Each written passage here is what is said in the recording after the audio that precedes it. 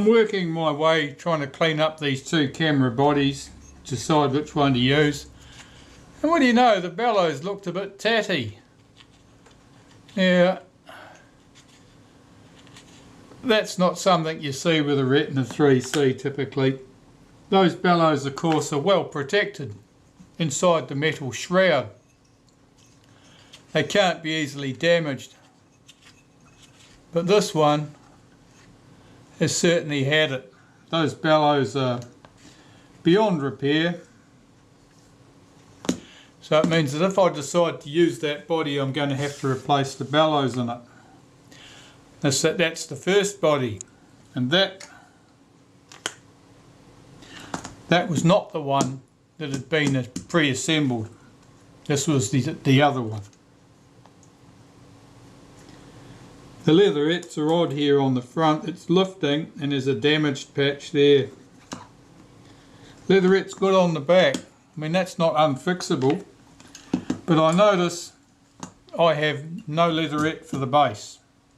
Both leatherettes are gone. So that's a shame. Right, well, after wasting 5 minutes cleaning up that casting, looks like I won't be using that one. Let's have a look at this one. It's dirty, certainly needs to be cleaned. This was the one that was partially assembled.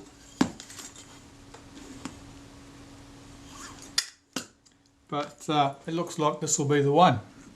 Well, I've been busy. I've been sorting through these parts. I've got a body, the front standard, this bellows shroud, the door, all these other bits here, all been sorted out and cleaned, ready to go. One full set. And I have my parts back from the ultrasonic cleaner. Of course, I've got two of everything here, and they'll need to be sorted out. This is the only complete focus mount because the other one has had its guides removed from the back. I'm not sure why. But what I'll do now is I'll sort through all of these parts, and where one lot looks better than the other, I'll use the good parts.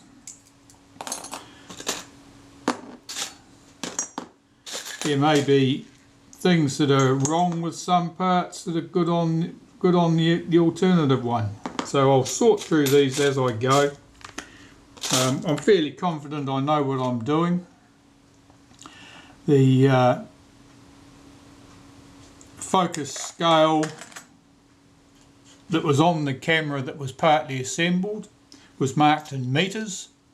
The other focus scale, which was filthy and dirty and had never been used, from the parts camera presumably, that was marked in feet. So I know what I'm doing. I'm assembling a camera with a metric focus scale, and I've just got to work through and make sure that all the other parts match basically.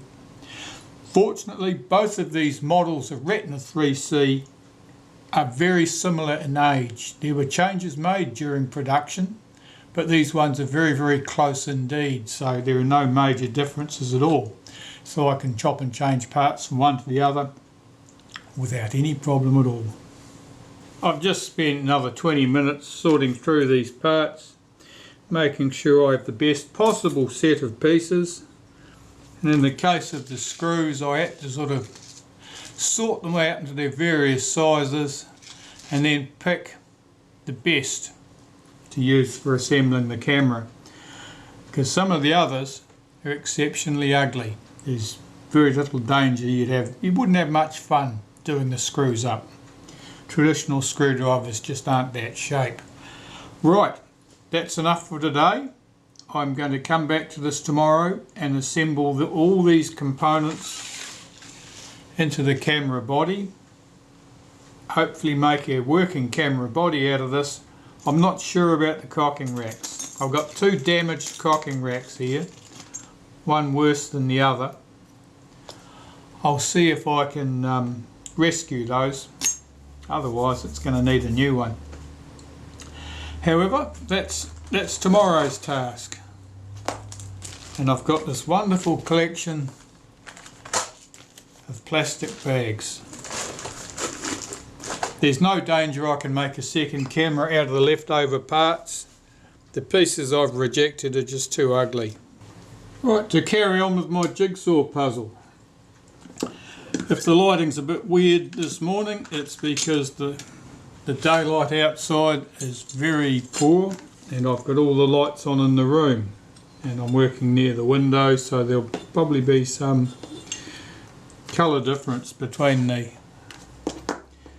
one side and another. Okay, let's see if I can start getting this assembled. This is the combined best bits of two cameras.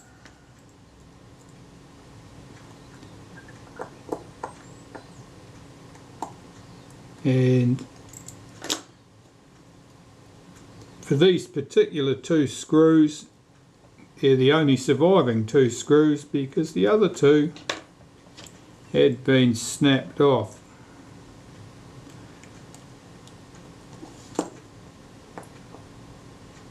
I'm not sure why. Probably best not to think about things like that. Okay, so that's good. Now this is an early Retina IIIc, and as such it lacks the spring that you commonly see at this position, which moves this arm back up to the rest position. In this particular shutter, this particular case, it just doesn't have a spring at all, and it relies on the spring for the arm and the shutter itself to provide the lift. Now I'm just lubricating this with a little bit of graphite powder. The partly assembled body I started with, this had been lubricated with some grease, and as a result it didn't move freely at all. It was just grease is not a good option in that position. That needs to be very free to move. With those broad flat surfaces there, any grease underneath that will just stick it. It'll act like a glue. Might be smooth moving parts if you put enough force on them, but they'll be useless for practical purposes. So I'm just going to wipe some synthetic grease in here where the buttons are going to go. Find my buttons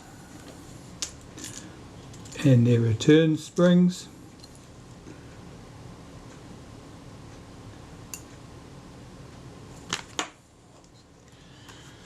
And fit them into place.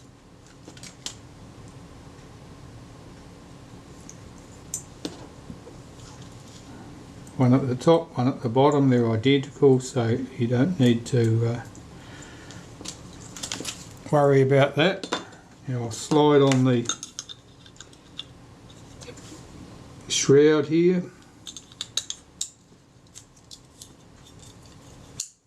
Check that pops up into position. It's quite firm, but it moves smoothly. That's great. So, some lubrication here on the rails that lens standard slides on. And it is only supported by those rails top and bottom.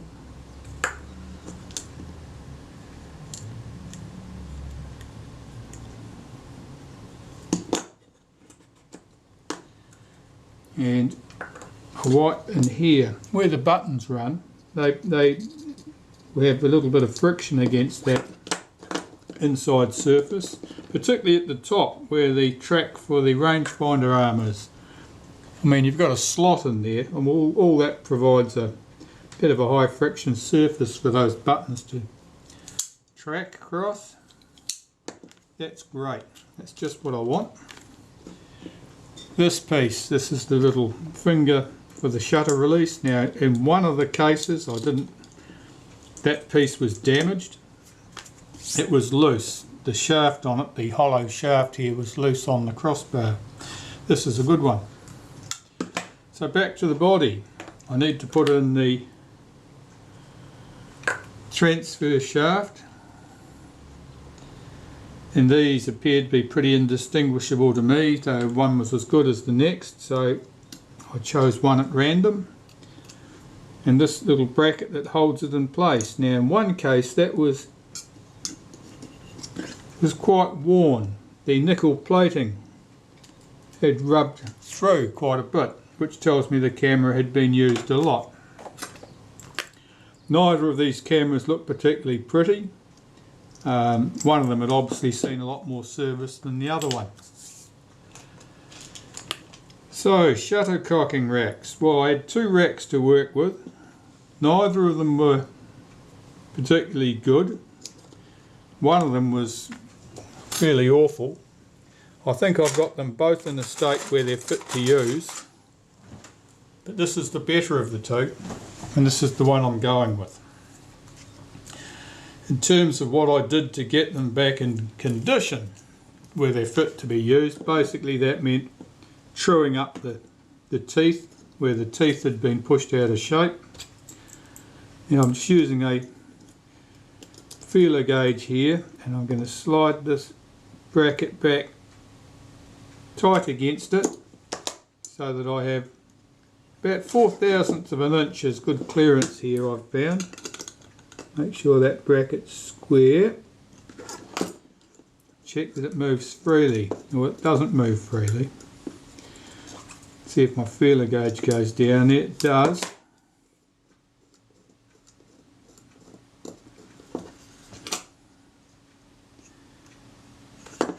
Figure out what's going on here.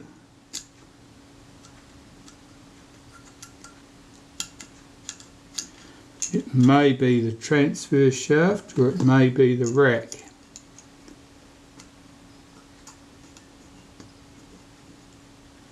It's catching at one point.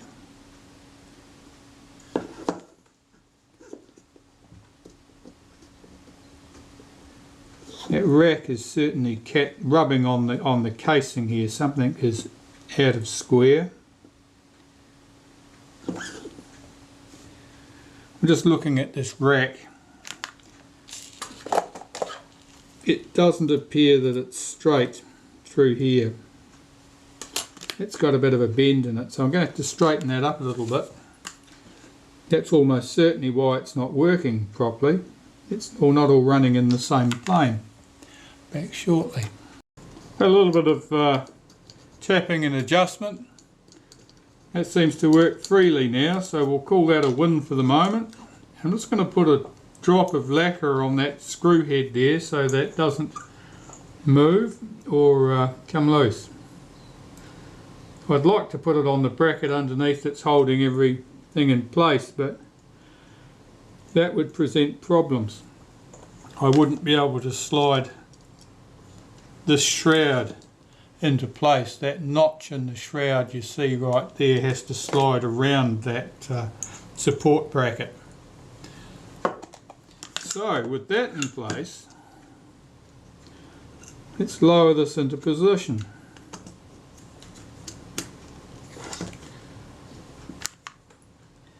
And I've got 4 screws here. All the screws on this camera are various shades of ugly. Even though these are ugly screws, they're never all that sharp in this position on a 3C anyway, because they've typically had a fair bit of torque put on them. These are just a little bit uglier than usual. And normally I would reserve the 2 ugliest screws for the positions here under the leatherette.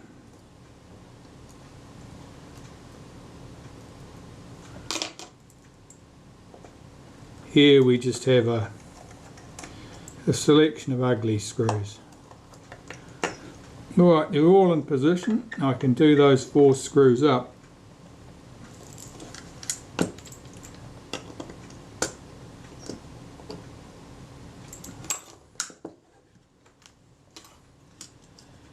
So that's that mount in place. I can put the focus mount stuff in there now. I'll do that.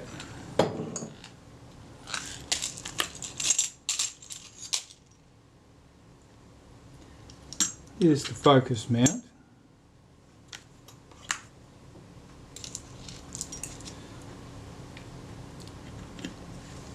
As you'd expect, I had the same struggle finding screws that weren't completely mutilated.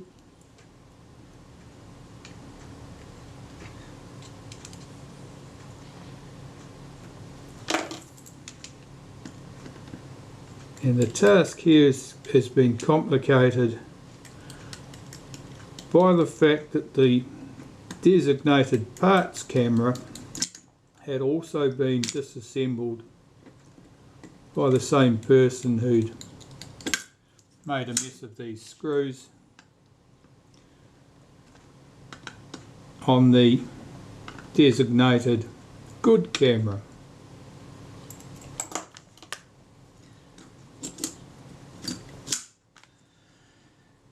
I will slide the shutter release shaft in there temporarily, and it hasn't got its washer or other piece on there yet, just to stop this piece being able to get away while I'm working on have this out extended all the way. Here's our focus inner and outer helical. I've got this sorted out so that the alignment marks I'd scratched on there look like they align. This is covered in alignment marks. That one, and that one, they look like mine. Scribed in deeply, and they look like they're in the appropriate positions.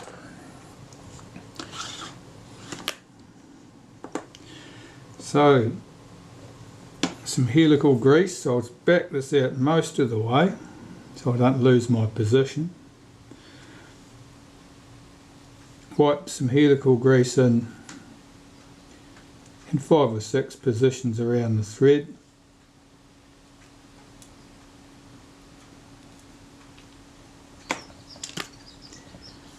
Work that backwards and forwards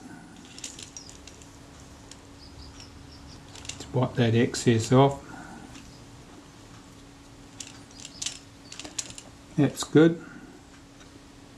Just run some around the outside here where this fits in the mount, and where it runs on the guides, the guide pins. Now the guide pins, I couldn't see them amongst the stray spare parts, so it may well be they're missing, or it may mean that they are, yeah, we're certainly well supplied with alignment marks here. Or it may mean they're in amongst one of the other bags with the shutters or various other components. Let's drop that in there. Is it going to go?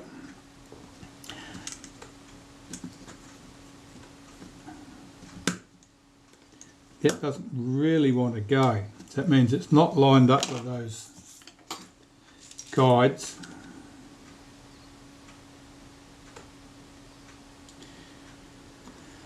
Okay, let's close this up a bit. I'll loosen the screws holding the guides in place. Oh yeah, no, it's alright. Someone's been at these. The screws are ugly, someone's been playing with these. That'll explain why nothing is fitting.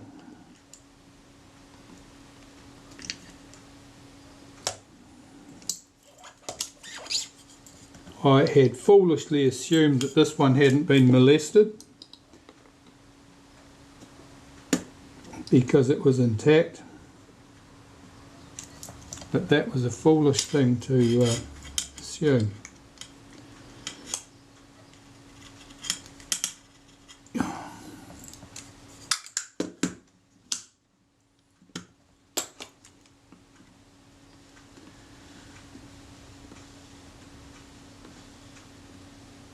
I'll have to spend some time mucking around with those guide posts to get this to run smoothly.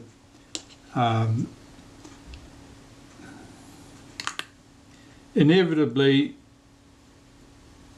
in a case, there's a various amount of, there's a little bit of adjustment on them, on the position, just because of the holes in them. Now what can happen is that you can shift them backwards and forwards or left and right slightly, and as long as they match the slots in the back of the brass on the inner helical, that's all good, everything moves smoothly. But if you put pieces from different cameras together, they won't be lined up properly, and because they're not lined up properly, they won't work smoothly. And that's certainly the case here. And what does happen is, because they're relatively flimsy, if they're out of alignment and if they're forced, they don't just happily move sideways into the correct alignment, they tend to bend. So then you've got rods running at weird angles. Well, if they're running at different angles, you'll find that things do not slide smoothly on them. And I strongly suspect that I will have to have those brackets off individually, square them up, put them back, get one running smoothly, and then move to its mate. But in the meantime, I'm getting all these screws tight on the focus mechanism here. Let's just see if that moves.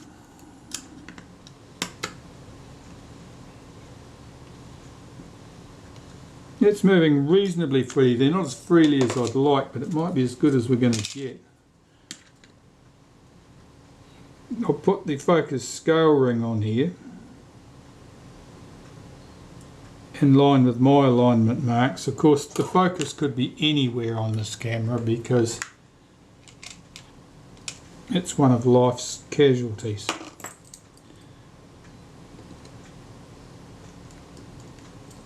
The inner and outer helical have lots and lots of marks, but the focus scale ring was not marked. So it means that there was nothing to say where the focus scale ring originally sat. There are faint screw head marks there, but they may be from the previous misassembly, not from the original assembly.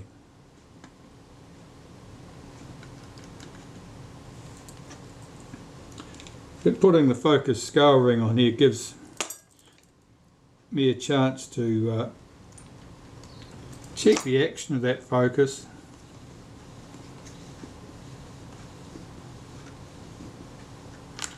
It's stiffer than I would like it to be, and I suspect the answer there lies in those guides, so I'm going to have to adjust those. Right, well, I suppose I'll better to it. I've got to be careful here not to let the shutter release come adrift. Just make sure I've got the screws loose on one of those things completely, the guides.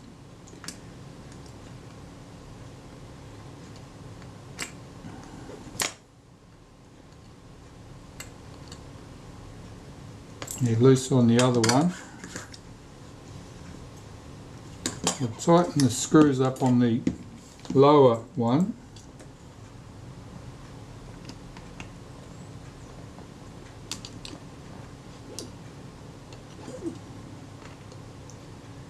Sorry you can't see much here, I can't see much either, it's pretty dark.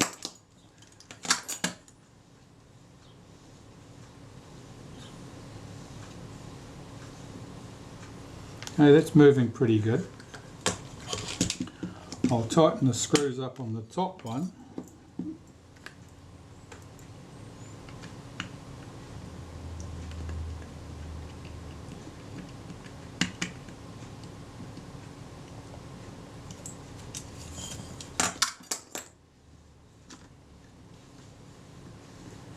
no major change in the feel of that, so that's a good result.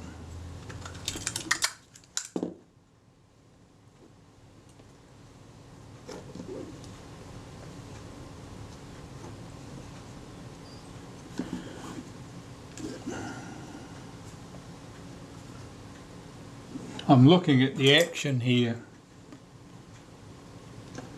of the inner helical moving on those guide pins to see if there's any suggestion that things are out of square, which could easily be the case.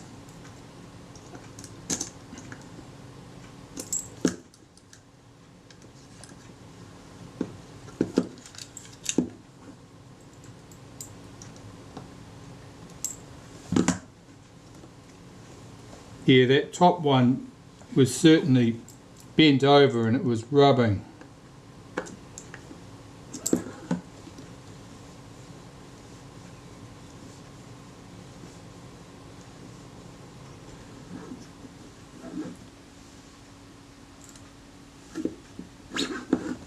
I'll try moving the screws on the top one and see if I can get a better action there.